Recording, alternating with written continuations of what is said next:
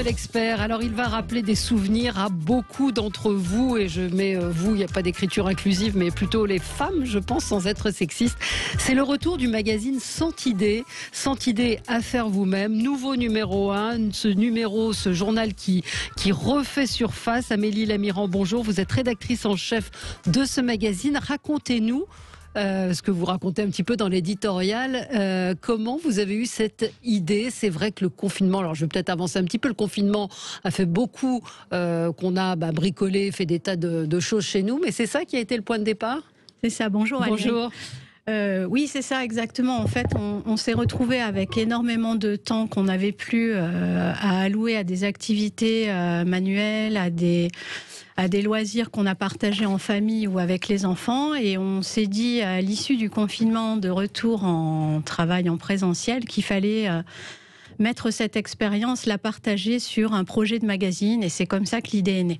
Parce que vous auriez pu créer un magazine de toutes pièces, refaire, mais il y a cette marque très forte qui, quand moi on m'a proposé le fait de vous recevoir, Santidée, ça évoque, en tout cas pour beaucoup c'est principalement les femmes, il faut le dire, beaucoup de choses, beaucoup de souvenirs. Vous évoquez ces pulls en laine, tous les patrons, etc. Là, le magazine, il y a un vrai coup de neuf, mais c'est vrai que c'est une marque très forte dans notre inconscient. Oui, c'est vrai. En fait, le projet, on l'avait sans l'accoler à la marque, sans idée. On s'est rendu compte au final, en décrivant le magazine, que ce magazine-là avait existé. Et c'est là qu'on a eu effectivement l'idée de se rapprocher de Marie-Claire pour oui, parce que c'est le groupe Marie-Claire qui publiait ce magazine, qui s'est arrêté quand ? En 88. En 88, et c'était au départ un supplément. Moi, j'ai appris plein de choses. C'était un supplément de Marie-Claire au départ. C'était un supplément de la maison de Marie-Claire au départ, qui a eu un franc succès. Ils en ont fait un vrai magazine qui s'est arrêté effectivement à la fin des années 80. Voilà, et donc vous avez décidé vous avez compilé, vous racontez que vous avez compilé tout un tas de vieux Santidée pour trouver des idées, justement. Alors, pas forcément pour trouver des idées, bien qu'on s'inspire énormément de ce qui avait été fait. C'était vraiment à l'époque un magazine qui était révolutionnaire dans la façon de présenter les créations et de présenter les mannequins qui portaient les tricots et la couture. On s'en est inspiré surtout pour reprendre l'ADN de ce magazine qui avait remporté un tel succès, en fait. Oui, et vous m'avez dit juste avant l'antenne que c'était un carton. On est très très contents. Même on est les premiers étonnés, en fait, du succès remporté par le numéro. Oui, vous pensiez pas que ça partirait comme ça? Alors, on espérait, bien sûr. On savait qu'il n'y a pas eu tellement de promos non plus jusqu'à maintenant. On a eu quand même, nous, la campagne de lancement qui nous avait un petit peu mis la puce à l'oreille, puisqu'on a fait pas loin de 8000 préventes. Et avant même que le magazine sorte, on avait 1500 abonnés. Ah oui, donc c'était complètement fou. C'est une super idée, comme quoi dans c'est dans les vieux pots qu'on fait les meilleures soupes, c'est ça. Il y a beaucoup de choses dedans, il y a beaucoup d'idées. Comment vous avez sélectionné justement et décidé des différentes rubriques? Parce que moi, je vous ai dit, je suis pas du tout manuelle, j'ai toujours rêvé sur ce magazine, mais sans avoir jamais réussi à faire quoi que ce soit. Je crois qu'il y a beaucoup de monde qui rêve effectivement à partir des loisirs créatifs. Alors moi, je suis passionnée de loisirs créatifs, donc les idées, j'en ai tout le temps plein. Comment est-ce qu'on a fait pour sélectionner les idées? Déjà, il a fallu effectivement travailler sur un rubricage. Donc, on a travaillé sur à la fois les rubriques iconiques et puis des rubriques qui sont un petit peu novatrices, évidemment. Et après, ça s'est fait un petit peu naturellement. On travaille dessus depuis le mois de novembre. Ah oui. Donc il y a de tout dedans. Effectivement, il n'y a pas que du. Enfin, on pense au tricot, mais il y en a quasiment pas d'ailleurs. Non. Il y a du recycler les jeans. Il y a des trouvailles, il y a des gommages naturels, il y a de la cuisine. Oui. Donc en fait, c'est vraiment un panel de rubriques qui va permettre à tout le monde de s'approprier le titre et de fabriquer effectivement soit son pain, soit ses gommages, soit des vêtements ou des jouets pour les enfants. Oui, il y a beaucoup de choses. Il y a des pages enfants qui sont assez importantes. Il y a par exemple comment faire un carillon. C'est plein d'idées. Vous-même, vous êtes penché sur. Vous dites j'adore les loisirs créatifs. Vous faites quoi? Alors là, typiquement, la rubrique sur le point de croix. Sincèrement, j'aurais adoré tout réaliser. Je pense que le magazine vraiment permet à tout à chacun de fabriquer des choses de ses mains en s'amusant. Toutes les créas qui sont proposées sont vraiment simples et elles sont détaillées dans le cahier explicatif. Donc c'est...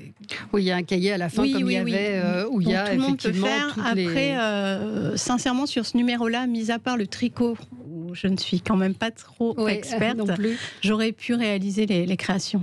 Il y a un Tipeee pour 2 poulettes, donc c'est un Tipeee pour les poules. C'est ça. Donc c'est une super idée. Moi, je rêve d'avoir des poules, mais vous allez pouvoir fabriquer votre poulailler. Voilà, donc on peut fabriquer son poulailler. Qu'est-ce qui a prédisposé au choix? C'est que ce soit facile, pas trop cher à réaliser? C'est ça. Donc nous, l'idée vraiment, c'est de proposer des créations à partir du recyclage ou de la transformation d'objets. Donc là, il y a un gros dossier sur le jean où effectivement on explique comment réutiliser tous nos vieux jeans qui soit ne vont plus, soit sont abîmés. Il y a des créations à partir d'objets transformés. Donc je pense au point de croix. On décline le point de croix sur un tamis de maçon ou sur une chaise. Sur une chaise, absolument. Et puis 0 déchet, ça c'est nouveau certainement par rapport à l'ancienne version. Eh ben, pas tant que ça, parce qu'au final, je pense que c'est des choses qui, à l'époque, étaient des valeurs qui faisaient partie du quotidien, qui sont redevenues tendance, parce que tout le monde a envie de tendre à ça. Mais c'est vraiment on s'en est aperçu en feuilletant les anciens numéros. Au final, il y avait énormément de choses qui étaient déjà dans les années 70 ultra. Mais à l'époque, même pas tendance. C'était une façon de vivre en fait. Mais il y a quand même, on le voit et vous l'avez souligné, avec peut-être le confinement, le retour à cette envie on le voit même dans la mode. Les gens, il y a toutes les marques qui vendent des vêtements usagés, c'est-à-dire de moins gaspiller. Le Bon Coin, enfin tout ça qui cartonne, ça va dans cette tendance-là aussi. C'est ça exactement. Je pense que c'est vraiment du bon sens en fait. Arrêter de surconsommer. Je pense que tout le monde a eu envie à l'issue du confinement, où tout le monde a été contraint à un moment donné de consommer autrement. Et je pense que le magazine s'est vraiment inspiré de ça. Et le groupe Marie-Claire n'a pas été tenté de le faire lui-même? On a été les premiers surpris de ça aussi. C'est-à-dire qu'on leur a proposé le projet. Moi, j'avais mis sur le papier déjà notre projet de magazine autour du bon sens, puis de 100 idées.